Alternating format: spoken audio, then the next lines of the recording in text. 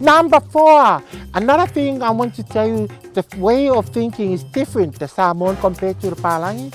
Like the palangi, if they have a child walking on the bench and the mom says, don't walk on the bench, you might injure yourself. Please, darling, don't walk.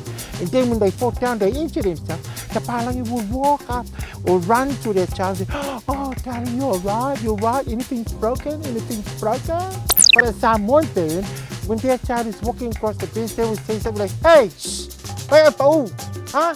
Because you and what he's saying is saying to them, be careful. But when they fall down and they get injured, the salmon mom will run up to the baby, not to comfort them, but to give, I told you not to walk on the bench, huh?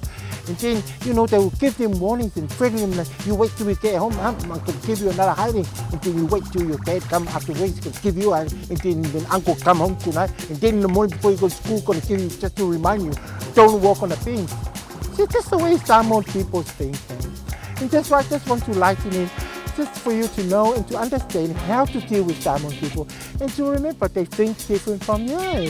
So if you're not used to salmon, well, it's a hard luck, but that's the way I see it from my own experience. I still got bruises from when I fell off the bench. Yeah, it's why I cover it with my facial here. Sorry, 100 stitches.